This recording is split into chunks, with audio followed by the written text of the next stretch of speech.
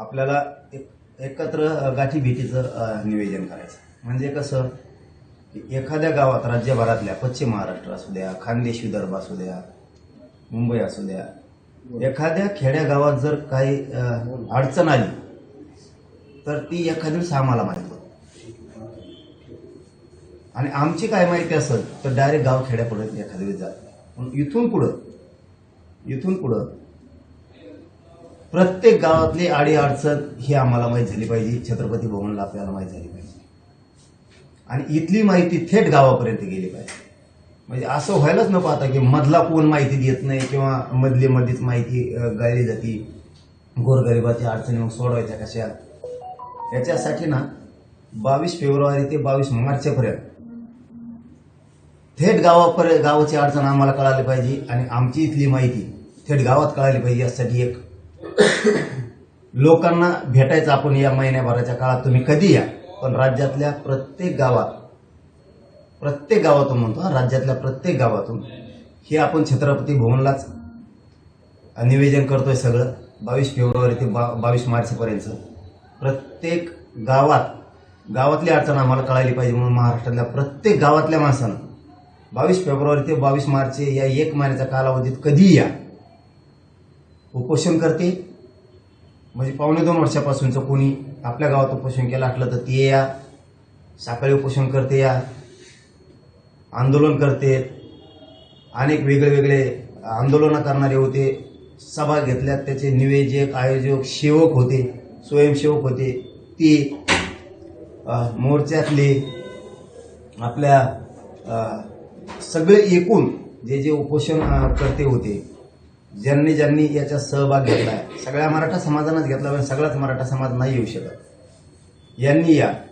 आणि विशेष आता शेवटचं सांगतो, आपल्याला गाव टू गाव जोडायचं.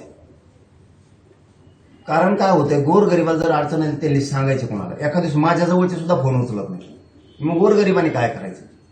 म्हणून ह्या महिन्याच्या काळात डायरेक्ट कनेक्टिव्हिटी करायची, आपल्याला डायरेक्ट कनेक्ट करायचं. गरीब लोक ते डायरेक्ट छत्रपती भवन.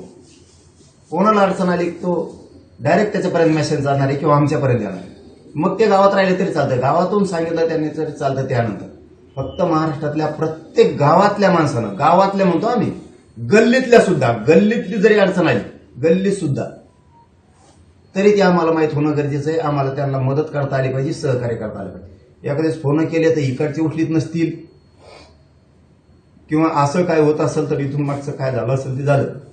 पण इथून पुढं सगळ्या क्षेत्रातल्या, नोकरदार असेल, शिक्षक असेल, पोलीसमध्ये असेल, आरोग्यात असेल, तो महसूलमध्ये असेल, तो एखाद्या कंपनीने असेल, नोकरदार कुठला कर्मचारी वर्ग असू द्या, कोणालाही अडचण आली ते डॉक्टर, वकील, तरी पण ही आपल्याला कनेक्टिव्हिटी जोडावी लागणार आहे.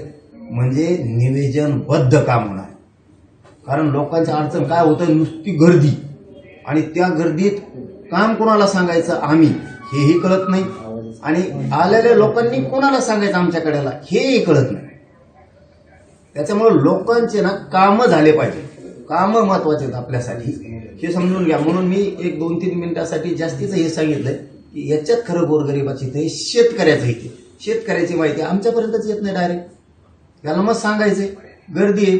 त्याच्यामुळे आपण एक महिनाभर आता अभियान ठेवल्यासारखं ठेवलं. याला अभियान नाव नका देऊ, परंतु 22 आता फेब्रुवारी 2025 ते 22 मार्च 2025 पर्यंत एक महिन्याच्या काळात कसलंही काम असलं तरी प्रत्येक गावातला माणूस आता येऊ शकतो. एक दिवस जर राबविलं तर पुऱ्या राज्यातले येऊ शकत नाहीत, आणि आले तर भेट होणार नाही. आता कोणी म्हणूही शकणार नाही मला टाइमच नाही मिळाला. एक महिन्याच्या आत तुम्हाला केव्हा टाइम मिळू द्या, 22 फेब्रुवारीपासून ते 22 मार्च पर्यंत कधीही टाइम मिळू दे, कधीही पण, रातची या, दिवसा या, कधी या, त्यावेळेस आपण ते 24 घंटे काम सुरू ठेवणार एक महिन्यासाठी.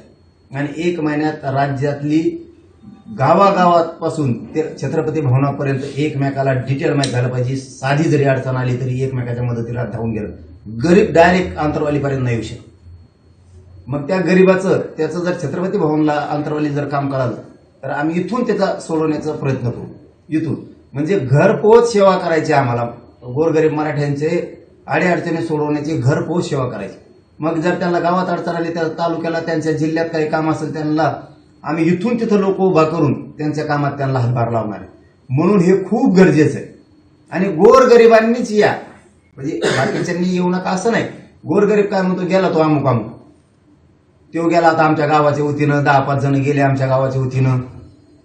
जर कदाचित ते काही राजकीय डोक्यात ठेवून आले, काय आले, तर परत उद्या त्याला त्या गरीबाचं काम त्यांनी ऐकू नये. त्यामुळे गरिबांनी सुद्धा या, कारण आपलं काम आपल्यालाच सोडवायचं. आपण गरिबांनीच, गरजवंताचंच काम गरजवंतानीच पुरं करायचं. म्हणून गरिबांनीच या चळवळीत उभारायचे, आंदोलनात उभारायचे, अडीअडचणीत उभारायचे. त्यामुळे ही गोष्ट मात्र आता पक्की समजून घ्या की गाव टू गाव जोडायचा. कारण इथली माहिती, छत्रपती भुवनची आंतरवालीची माहिती डायरेक्ट गावात गेली पाहिजे. आणि गावातली माहिती अडीअडचणीची डायरेक्ट छत्रपती भवनला, आंतरवालीला, शहागडला आम्हाला कळालीच पाहिजे. पैठण फाटा शहागडला. यासाठी आपण कनेक्ट करतोय. तुम्ही 22 फेब्रुवारीपासून 22 मार्चपर्यंत कधी या. आता म्हणजे काम करणारे असतील, प्रमुख लोक असतील, आपले सगळे म्हणत आम्ही, गरीब श्रीमंत, उद्योजक, व्यावसायिक, याच्यात काय भेद नाही, कर्मचारी काहीच भेद नाही, प्रत्येकाने यायचं. आणि आम्ही आता लोकांच्या अडचणी सोडवण्याचं काम करणार आहेत. परंतु अडचणीच सुटत नसतील तर काय उपयोग आहे? आपली एवढी मोठी गर्दी असून काय उपयोग आहे? कारण गरीबाची माहिती आमच्यापर्यंत येत नाही, गरीब इकडे येऊ शकत नाही. त्यामुळे एकदाच यायचं आणि हे पूर्ण कनेक्ट करून घ्यायचं. म्हणजे गल्लीत जरी अडचण आली तरी डायरेक्ट आंतरवालीत माहिती झाली पाहिजे, छत्रपती भवनला माहिती झाली पाहिजे. इतकं पक्क नेटवर्क करणं आपल्याला गरजेचं आहे. तेव्हा आपल्या गोरगरिबाचे प्रश्न सुटणार आहे. आणि कुणीच म्हणायचं नाही मी गरीब आहे, आपण काय जायचं, आमचे आमके जातील, आमके बी येतील, तुमचे कोण असतील, पण तुम्ही सुद्धा. कारण आपण आपल्या कुटुंबाला, गावाला, गल्लीला अडीअडचण आली तर सहकार्य झालं पाहिजे ना. दुसऱ्याच जीवावर अवलंबून राहायचं. तो दुसरा नाही गेला तर मग तसंच आम्ही सुद्धा हातात घेतले की तुम्ही सांगितलेलं काम त्याने जर नाही केलं तर मग काय करायचं. त्याच्यामुळे ते आमच्यापर्यंत डायरेक्ट आता माहिती झालं पाहिजे. फोन केला तुम्ही एखाद्या गरीबाने, नाही त्याने फोन उचलला, काय करायचं, तुम्हाला अडचण आहे. म्हणून आपल्याला हे आता जोडणं खूप गरजेचं आहे, खूप गरजेचं आहे. म्हणून लक्षात ठेवा, 22 फेब्रुवारीपासून 22 मार्चपर्यंत सलग 1 महिना आपण हे काम सुरू करणार आहे. सलग सगळ्यांनी महाराष्ट्रातल्या प्रत्येक गावातल्या माणसांना, म्हणजे पश्चिम महाराष्ट्रातले प्रत्येक गावातल्या माणसांना यायचंय, कोकणच्या प्रत्येक माणसांना यायचंय, मुंबईतल्याही प्रत्येक गावागावातल्या माणसांनी यायचंय, खानदेशातल्या प्रत्येक गावागावातल्या माणसांनी यायचंय, विदर्भातल्या प्रत्येक गावागावातल्या माणसांनी यायचं. कारण कुणबी आणि मराठा एकच, भेद ठेवायचा नाही. विदर्भ खानदेशवाल्यांनी भेद ठेवायचा नाही. आपण कुणबी आणि मराठी एकच आहेत. अडचण आल्यावर कुणी येत नाही आपल्या मदतीला. नुसतं दाटून विषय म्हणतात, कोणी येत नाही. म्हणून माझी विनंती आहे की कुणबी आणि मराठा एकच, विदर्भातल्या गावातल्या माणसांना यायचंय. आपल्याला एकमेकाच्या अडचणी माहीत झाल्या पाहिजेत. कारण राज्य आपण जर एकत्र राहिलो सगळे तर आपल्या पुढचे संकट आपल्याला येणार नाही. मराठवाड्यातल्या सुद्धा गावागावातल्या माणसानं स्वतःहून यायचं, कोणीही म्हणायचं नाही आमच्या गावातले अमुक गेले, त्या अमुकने नाही काम केल्यावर आपल्या कुटुंबांनी काय करायचं, आपल्या गल्लीतल्या गावातल्या लोकांनी काम काय करायचं. त्यामुळं आपण या मोहिमेत सहभागी व्हायचा. आपल्याला कनेक्टिव्हिटी जोडून घ्यायची, बेस्ट नेटवर्क जोडायचं. गाव थेट गावापर्यंत आमची माहिती गेली पाहिजे, गावाची माहिती किंवा अडचण थेट आम्हाला कळाली पाहिजे. म्हणून काम आता सुरू 22 फेब्रुवारी ते 22 मार्चपर्यंत. याच्याबरोबर एक माहिती मिळाली आणखी, देवेंद्र फडणवीस साहेबांना जे आपण म्हणतो ना माय बापाची माया, आमच्या ग्रामीण भागात म्हणतात बघा माय बापाची माया, ती जरा काल पहिल्यांदा दिसून आली. थोडी बापाची माया आहे देवेंद्र फडणवीसला, हे काल जरा दिसलंय बघा. कारण त्यांना एका कुठल्या तरी पत्रकार बांधवांनी प्रश्न विचारला, तुम्ही वर्षावर कधी जाणार आहे? तर त्यांनी सांगितलं की मी वर्षावर जाणार आहे, परंतु माझ्या मुलीची परीक्षा आहे, त्याच्यामुळं मी सध्या जाणार नाही, परीक्षा झाल्यावर जाणार आहे नंतर वर्षाला. आम्हाला एक पहिल्यांदा असं दिसलं की बापाचं काळीज आहे. पण फडणवीस साहेब, माझा एक प्रश्न आहे, तुम्हाला जर तुमच्या लेकीबद्दल बापाचं काळीज आहे तर माझ्या गोरगरीब मराठ्यांच्या पोरांबद्दल तुम्हाला मायाचं काळीज कसं काय? तुमच्या लेकीसाठी तुम्ही 500 मीटर सुद्धा जाऊ शकत नाहीत वर्षावरती. तुमच्या सागरपासून वर्षापर्यंत 500 मीटरवर जाऊ शकत नाहीत, कारण लेकीच्या शब्दाच्या पुढे तुम्ही जाऊ शकत नाहीत. लेख काय असते कळालं का आता तुम्हाला? आमच्या आत्महत्या झाल्यात, आमचे काळज कापून गेले. लेकीच्या मायासाठी तुम्ही बंगला सोडू शकत नाहीत, लक्षात ठेवा. फक्त परीक्षेची तुमच्या लेकीची ती मोठी व्हावं, आमच्या शुभेच्छा आहेत. पण तिच्यात आमचे लेकरं का बघत नाहीत हा माझा सवाल आहे तुम्हाला. कशामुळे बघत नाहीत तुम्ही? तुमची लेख मोठीच व्हावी ह्या शुभेच्छाचं, तुम्ही मोठे व्हावं ह्या शुभेच्छाच्या अख्ख्या महाराष्ट्राच्या. पण तुम्ही जर तुमच्या एका लेकीसाठी लेकीचा शब्द ओलांडू शकत नाहीत, 500 मीटरवर तुम्ही घर बदलून जाऊ शकत नाहीत का? तर तिचं शिक्षण बुडल. माझे लेकरं मरायला लागलेत आत्महत्या करून. का तिथं तुम्हाला माया येत नाही कधी की माझ्या गरिबाच्या मराठ्यांना हक्काचं आरक्षण द्यावं? आणि आमच्या डोळ्यातून अश्रू वाहायला लावता, आम्हाला फाश्या घ्यायला लावता. ही तुझा भाव चांगला नाही, कारण तुम्ही महाराष्ट्राचे प्रमुख आहे. लक्षात असू द्या. मला कालपासून असं मला तळतळ लागली की स्वतःच्या लेकीसाठी तिचा शब्द मोडू शकत नाहीत तुम्ही. आणि माझे लाखो मराठ्यांचे लेकर आज रस्त्यावर आहेत, करोडो गोरगरीब रस्त्यावरती आहेत, करोडो लेकरांची मायबापांचे लेकर आत्महत्या करून फाशी घ्यायला लागलेत. आणि तुम्ही दातडं काढिता नुसते बघता, इकडे तिकडे हिंडता. या देशात जाय त्या देशात जाय, लाजा वाटून द्या यार थोड्या तुम्हाला. जसं स्वतःच्या घरातलं लेकरू तसं राज्यातलं लेकरू समजायचं शिका. केलं वाटलं तुम्ही मराठ्यांचं, आमच्या लेकराचं केलं, धनगराच्या पोराचं वाटलं असं गोड गोड बोलू बोलू. त्यांनाही आरक्षण देतोच म्हणले होते. ही नियत तुमची चांगली नाही फडणवीस साहेब. जसं तुमचं लेकरू आहे तसं महाराष्ट्रातलं लेकरू तुम्ही मानलं पाहिजे, कारण या उभ्या महाराष्ट्रानं तुम्हाला मोठे केलंय. सोपी गोष्ट नाहीये. हातबल झाला होता तुम्ही, याच मराठ्यांनी तुम्हाला ही आनंद बघायला दिलेला आहे. पुढची हो तळतळे आमची सुद्धा आहे, तुमची जशी तुमच्या लेकीसाठी तळतळे. तिचा शब्द मोडून तुम्ही नाही जाऊ शकत त्या वर्षा बंगल्यावर राहायला, कारण तिची परीक्षा आहे. आमचे पोरं 1% नोकऱ्या फाश्या घ्यायला लागले. आमचे बाप रात्रंदिवस कष्ट करतात. त्यांचं पोरगं नाही नोकरीला लागत, नाही पोरगी नोकरीला लागत, नाही उच्च शिक्षण घेते. तुम्ही ते एसीबीसी आरक्षण दिलं, 100% पोरीला फीस मागायला लागलेत आमच्या मराठीचं. ही भेदभाव आहे का तुमचा आमच्या पोरीत आणि तुमच्या पोरीत? तुम्ही ईडब्ल्यूएस घालून बसले आमचं, आणि खापर आमच्यावरती फोडीदा. आमच्या लेकराचं वाटोळं केलं तुम्ही, पोराचं आणि पोरीचं. विनाकारण काही कारण नसताना ईडब्ल्यूएस घातलं. आज आमच्या लेकरा लागले असते. ही तुझ्या भाव करता का तुमच्या पोरीत आणि आमच्या पोरीत? तुम्ही तुमच्या पोरीचा शब्द ओलांडून तुम्ही 500 मीटरवर बंगल्यावर सुद्धा जाऊ शकत नाही. आमच्या लेकराचे मुडदे पडले, किती वाईट वाटत असतं आम्हाला. काल आमच्या 4 आत्महत्या झाल्या तरी तुम्ही आणखी डिसिजन घेत नाहीत. काल कॅबिनेट झाली तरी तुम्ही शिंदे समितीचा आणखी डिसिजन घेतला नाही. तिने गॅजेट लावतो म्हणले, तुम्ही आणखी लावले नाहीत. केसेस मागे घेतल्या नाही. वंशवळ समिती तुम्ही गठीत केली नाही. ही कोणता भेदभाव आहे? कोणते लेकर बघताय तुम्ही? उघडा डोळे महाराष्ट्रातल्या मराठ्यांना. आता तरी महापक्ष महानेता म्हणता. उघडा आता तरी डोळे.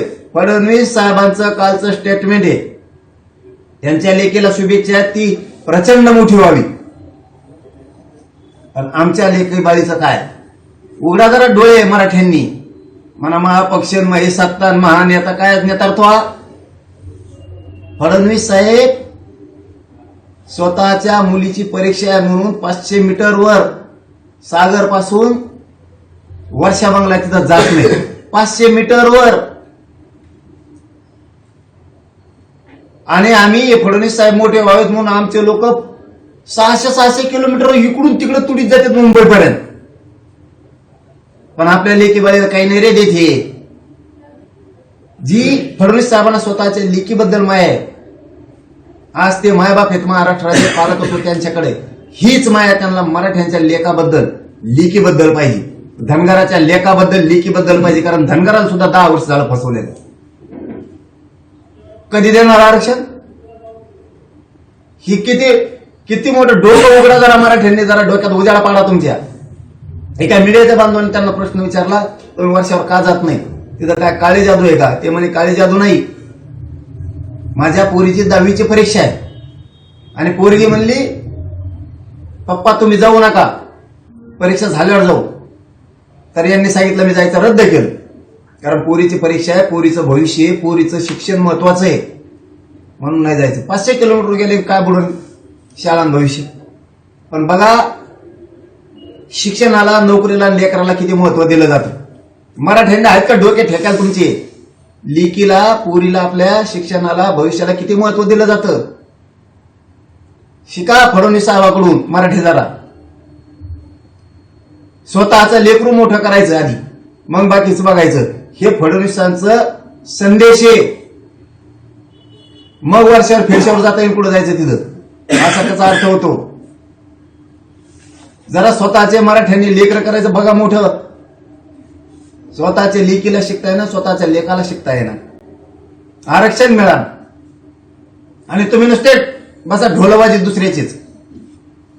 आरक्षण मिळालं पाहिजे, आरक्षण मिळालं नाही पाहिजे, नेताच निवडून आला पाहिजे, बसा ढोलबाजीत. भाजप, शिवसेना, राष्ट्रवादी, काँग्रेस करा नुसतं पक्षीय पक्षीय पक्षीय. घ्या मुर्दे पडून स्वतःच्या पोराचे. आणि मला नाव ठेवता, याच्यामुळे घोडे लावतो मी यांना. मला का पिसाळ कुत्र चावलं तर? यांच्यात असा दुजा भाव आहे. स्वतःच्या लेकराबद्दल वेगळी वागणूक आणि दुसऱ्याच्या गोरगरिबाच्या लेकरांबद्दल वेगळी वागणूक. म्हणून मी यांना बोलतो. मी का माझ्या स्वार्थासाठी बोलतो का रे मराठ्यांनो? आपलेच गोरगरिबांचे लेकर मोठे व्हावेत म्हणून बोलतो. का बोलू नये यांना? हे असे दुजा भाव करते. जर फडणवीस साहेब असे दुजा भाव करणार असले, मला लवकरच निर्णय घ्यावा लागणार आहे महाराष्ट्रात उग्र आंदोलन करण्याचा. आम्ही मुंबईला पण जाण्याचा निर्णय, जर फडणवीस साहेब तुम्ही असं करणार असलात ना, तर मला निर्णय घ्यावा लागणार आहे. आम्ही लवकरच शिवाजी पार्क आणि आझाद मैदानची पाहणी करायला जाणार आहे. आम्हाला पर्याय नाही. तिथे जेवढे ग्राउंड आहेत मुंबईतले, आम्ही पाणीसाठी आम्हाला जावं लागणार आहे. आणि मी ती तारीख सुद्धा लवकर डिक्लेअर करणार आहे. कारण कालपासून माझी सुद्धा तळपायाच्या आग मस्तकाला गेली. लेकीच्या शब्दापुढे एक मुख्यमंत्री जाऊ शकत नाही, तर मग आमच्या लेखाबाराचं एवढं वाटोळं झालं. मग या मराठ्यांच्या गोरगरिबांच्या लेकराच्या शब्दाच्या पुढं फडणवीस साहेब कस काय जाते? सरळ क्लिअर आहे. जर स्वतःच्या पोरीच्या पुढे, शब्दाच्या पुढे मुख्यमंत्री जाणार नसले, तर गोरगरीब मराठ्यांच्या पोरीच्या आणि पोराच्या शब्दाच्या पुढे मुख्यमंत्री चाललेत कस काय जाता? याचा अर्थ तुम्ही दुजा भाव करतात. तुमच्या पोरीला वेगळा नाही आणि आमच्या पोरीला वेगळा नाही. आणि तुम्ही न्याय वेगळा द्या ना, पण तुम्ही पालक होतो तुमच्याकडे. तुम्ही नसतात तर आम्ही बोलणार बी नाहीत तुम्हाला. राज्याचे मुख्यमंत्री तुम्ही आहेत, प्रमुख तुम्ही आहेत. तुम्ही दुजा भाव केला नसता तर आम्ही तुम्हाला बोललोही नसतो. आणि तुम्ही दुजा भाव केला तरी चालेल. तुमच्या पोरीला माया करा, आमच्याला करू नका. पण तुम्ही प्रमुख नसायला पाहिजे होते. तुमच्याकडे पालक होतो महाराष्ट्राचा नसायला पाहिजे. हे चांगलं नाही चाललं. तुमचं जी वागणूक चालली ना फडणवीस साहेब, ही चांगली नाही चालली. ज्या ज्यावेळेस संकट उभं आहे ना, त्यावेळेस मराठ्यांनी तुम्हाला आनंदाची खुर्च्या दिलेल्या. आणि तुम्ही मस्ती आल्यासारखं जर करताल आणि मराठ्यांशी गद्दारी बेमानी करताल, तर फळ मी त्याचं भोगायला लावणार आहे. कारण मला मराठ्यापेक्षा मोठं कोण. फक्त मराठ्या सांगतो, डोळे उघडा. आता तरी उघडा डोळे जरा, बघा काय संदेश आहे ते. स्वतःच्या लेकीसाठी सगळं बुडवलं तरी चालत, डुबलं तरी चालत, शब्दाचं पुढे जायचं नाही. पण आपल्या लेकरांचं वाटोळ झालं, पण फाश्या घेतल्या तरी चालत. ही भूमिका चांगली नाही. मराठ्यांनी डोळे उघडा. मी तुमच्या लेकीबाळीसाठी, लेकरा बाळासाठी करतोय. सावध व्हा. इथून पुढे तरी एकजूट राहा. आता पाटील, आज मुख्यमंत्री बीडमध्ये येत आहे आणि कालचं दिवसभराचं रामायण तुम्हाला माहित आहे. धनंजय मुंडे राजीनामा देतील असं सगळे म्हणत होते, पण ते काही दिसत नाही. तुमच्या मागणीची किंवा त्या अंजली दमानी या मागणीची किंवा त्यांनी दाखवलेल्या पुराव्याची दखल सरकार काही घेताना दिसत नाही. ते ऑस्ट्रेलिया मुख्यमंत्री नाही तर कुंकड येऊ, मला काय त्याचं देणं घेणार नाही. ते कुंकड आलं फक्त दुजा भाव करू नये. स्वतःच्या लेकीत महाराष्ट्राच्या लेकी बघाव, महाराष्ट्राचे पोरं बघाव आणि ते आरक्षण मागतात ते मार्गी काढावं. कारण आमचं ते हक्काचं आहे. नोंदी आहे. एखाद्या भंगार नेत्याचं ऐकून तुम्ही आम्हाला आरक्षण देत नाहीत म्हणजे ही वाईट गोष्ट आहे. लक्षात ठेवा मुख्यमंत्री साहेब, आपण कोणाचेच नाही, पक्ष नाही, आपण फक्त मराठ्यांचा आहे. हे ध्यानात ठेवा. मी सोडत नसतो. माझ्या समाजाला जर तुम्ही अडचण उभा करायला लागलात ना गोड गोड बोलून, तुम्हाला वाटत सत्ता, आता ते सत्ता फात्ता काही नाही, हे बी ध्यानात ठेवा. एकदा जर बिथरलोत ना आम्ही मराठी, सत्ता फित्ता काही नाही. ध्यानात ठेवा. तुमच्या लेकीला वेगळा नाही, तिच्या शब्दाच्या पुढे जायचं. हे लेकी बाळी तुमच्या नाहीत का? कारण तुम्ही प्रमुख आहेत. ध्यानात ठेवा. दादा तुम्ही आता असं म्हणताय शांतपणे लढाई केली, मागण्या शांतपणे सरकारकडे मागितल्या, परंतु अजूनही सरकारने घेतलं नाही. यापुढचं आंदोलन रस्त्यावरच असणार. हो, आता लढाई समोरासमोर, आता समोरासमोर आपण सांगितलं त्या दिवशी, बस झाला आता. लोकशाही मार्गाने उपोषण केले, सगळं केलं, लोकशाही मार्गाने सगळं केलं. हेही लोकशाही मार्गाने झालं आंदोलन, पण त्यांना काय होणार हे अवघड झालं, हे तितकंच करायचं. आणि आपण एकदा बोललो की बोललो, आपण मोजितच नाही कोणा. गोरगरीब पोरावर केशी करता, आमच्या गोरगरिबांना त्रास देता, मंत्र्यांना त्रास द्यायला लावता, आंदोलन करायला लावता आमच्या पुढं. तुमचे नाटकं बसा. आता आम्ही कोणाच्या वाटात जात नाहीत, कोणाच्या वाटा गेलं तर आम्ही सोडणार, अजिबात सोडणार नाहीत. आता इथून पुढे छत्रपतींना बोलले तर आता निषेध फिषेध बंद. निषेध कोणत्या महापुरुषांना बोलले इकडून जाहीर निषेध नाही, फिषेध नाही, त्याला नीट रट्टे द्यायचे. आता राजांसाठी जेल भोगले काय होत नाही. बस यांचा महाजन मस्ती ते बसकून काही बोलून जाते. आपल्या जीव के प्राण असणाऱ्या राजांना, महापुरुषांना आपण त्याच्यानंतर म्हणतो माफी मागा म्हणा, माफी मागा म्हणा, जाहीर निषेध. आणि त्याच्या फोटोला कुठे चप्पल आणून फेपर, काय चप्पल फेपर, त्याला हाणायचंच, त्याला सोडायचंच नाही. राजापेक्षा मोठं काय नाही, कशामुळे सोडायचं. इथून पुढे बंद झालं पाहिजे त्याच्यामुळे. आम्ही तुमच्या वाटा गेलो, तुम्ही बोल नका आमच्या राजाला, आम्ही तुम्हाला नक दिला व्यक्ती, तुम्हाला उलट राम राम बोल बोलला. चूक तुमची, आधी चूक आम्ही नाही करणार, कारण कायद्याला सुद्धा हे मान्य आहे. आधी चूक करायची नाही, आम्ही चूकच करत नाही. आधी अन्याय होतो तिथं न्याय कायदा करतो, न्यायासाठी कायदा. म्हणून आता बोलला, आम्ही नाही, स्वतः वाटा जाणार नाही. पुढं तुम्हाला राज्यात आमच्याकडून चूक दिसणार. महापुरुषाबद्दल कोणाबद्दल बोलला की आता इथून पुढं ते निषेध बंद. जिजाऊबद्दल बी काय बोलतेत, कोणा राजांबद्दल बोलतेत, खूप महाजन मस्ती आली त्यांना, त्याला उत्तर देत नाहीत, मग ते जास्तच करायला लागले.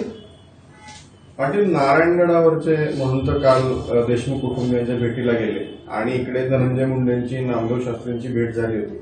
या दोन भेटींमध्ये काय फरक दिसतो तुम्हाला, काय सांगा? नाही, त्या गडांबद्दल नाही बोलणार, त्याविषयी बाबांबद्दल बोललो होतो ना, आता बी नाही बोलणार. चल, धन्यवाद. तुम्ही मुंबईला जाणार आहात पाटील, नेमकं पायी जाणार, महाराष्ट्र जोडला जाणार, कसं स्वरूप असणार, काय नियोजन आहे त्याचं? नाही, महाराष्ट्र आम्ही अगोदर पाहणी तर करतो. आम्हाला एकदा पाहणी करायची, कसे ग्राउंड मोकळे आहेत काय, एकदा ती पाणीची तारीख बी डिक्लेअर करतो आम्ही. मला जरा 10-15 दिवस आराम बी करणं गरजेचं आहे. आणखी एकदा तारीख डिक्लेअर करून पाहणी करून येतो, तर ते निवांत होणार प्रोग्राम. तो प्रोग्राम निवांत होणार, कारण आता माघारी नाही येणार आहे. आम्हाला जायला तयारी करायला लागते मरणाची. हे तिथं येऊन द्यायचं आणि तिथं गेलं की 1 मिनिटात अमुक मागण्या मंजूर केल्या म्हणायचं आणि माघारी यायचं. आमची मेहनत इतके दिवस केली की व्हायला जाते. त्याच्यामुळे आता बसले की काय बसणार आहेत मुंबईला. असलं आता असं नाही, आता गेलं की माघारी नाही. मागील वेळी तुम्ही मुंबईला गेले होते त्यावेळेस सरकारनं तुम्हाला आश्वासनं दिली, स्वतः मुख्यमंत्री आले होते, तलवार चौथ्याने असणार, छत्रपती शिवाजी महाराजांची त्या ठिकाणी शपथही घेतली होती. आता त्यानंतर पुढचं थोडं पानं पुसली गेली, त्यामुळे आता ही मोठी पाऊल उचलावी लागतात. नावेलाच आहे, त्यांनी अधिसूचना काढली, अंमलबजावणी त्यांना करू दिली नाही. आता आम्हाला ते करत, आता माघारी येत नाही एवढंच. आता क्लिअर कट इथून पुढं बस काही सांगायचं नाही. 1 दिवसात कर, 2 दिवसात कर, तू 15 दिवसात कर, आहे मुंबई सोडी. तो बंद पडून दी, नाही तिकडे काढी लागून दी मुंबईला तुम्ही म्हणजे पाहणी करायला जाता, मी काही उपोषण करणार आहे का वेगळं आंदोलन स्वरूप कसं असतं? उपोषण बंद. उपोषण पाहून 2 वर्ष केले भाऊ. मी सोपी गोष्ट नाही. मग हाडं झिजून निघाले. पाहुणे 2 वर्ष मला लोकशाही मान्य आहे, कायदा मान्य आहे म्हणून मी उपोषण, कारण सरकारवर लोकशाहीच्या माध्यमातून प्रभाव टाकणारं शांततेतलं आंदोलन म्हणजे आमरण उपोषण. मग आता इतकं कायदेशीर शांततेत करून जर काही देणार नसले तर आमची शक्ती आम्हाला दाखवावं लागणार आहे. स्वरूप कसं असणार? स्वरूप आत्ताच कसं काय सांगा मी, आत्ताच कसं काय सांगा. त्या टायमाला दिसत ना त्यांना, ते तुम्हाला सांगते. मुख्यमंत्री, ते राज्यपाल, पंतप्रधान, राष्ट्रपती, हे 4-5 लोक तुम्हाला सांगणार. नाही सांगितलं नाव बदलून ठेवा तुम्ही. आपण आम्हाला बी मराठी म्हणतात मग, आणि आपण जुन्या विचारावर चालतो. त्या जुन्या विचारावर चालतो. तुमचं ना पाहता बजेट कमी करतो की नाही बघा. मुंबईत गनिमी का असं मुंबईत सगळ्या महाराष्ट्रात आम्ही गेलेलो आहेत पहिलं आणि त्यांना चांगला माहिती आहे करावं लागणार. मी जुन्या विचारायचं मी बोललो की ते करीत असतो. माया मराठ्यांना आरक्षण घेतल्याशिवाय मागे येतं नाही आणि पुढं काय होतंय तेही बघू. आणि इथून पुढं महापुरुषांना कुणी बोलायचं नाही, अजिबात बदनाम करायचं नाही. 200 आम्हाला जास्त दिल्या तरी चालतील, आम्ही ऐकून घेऊ, पण सुट्टी देणार नाहीत आम्ही. इथून पुढे ते निषेध बंदी, जाहीर निषेध ते फेसबुकला घरात झोपल्या लिहायचं आमक्याचा जाहीर निषेध, त्याचा धिक्कार. ते कचाकच बोलायला लागले महापुरुषाला राजाला. इथून पुढे आपण ज्याला बोललो ना त्यानेच बोलायचं. दुसऱ्याचं टेंडर घेऊन थुका चाटायचा नाही अजिबात. आम्ही ज्याला बोललो त्यांनी बोलत तिसरेच बोलत येत मध्ये. तुमचं काय काम आहे रे महाकडा हो, मध्येच बोलत येत तिसरे. किती खावा किती चाटावा एखाद्याचा, थुकल्याला थुका चाटीत असते का पुढं. मध्येच बोलत येत तिसरे सोशल मीडियावरती. त्यावर झालं त्यावर झालं. तुला काय बोललो आम्ही, तू तोंडर नाव घेतलं नाही घेतलं आणि मग तू कोणाचा आहे नेमका हे बंद करायचं इथून पुढं अजिबात. परत आणि पोलीस प्रशासनाला सांगतो आम्ही कोणालाही बोलत नाही. कोणी बोललं ना त्याचा बंदोबस्त करत जा. आणि तुम्हाला जर करता येत नसलं तर बंदोबस्त मग बघा बोंबलं नका आमच्या नावात. आपलं सरळ असतंय. बस झालं आता. पावणे 2 वर्ष सहन केलं आम्ही, आता पुढं नाही. धन्यवाद.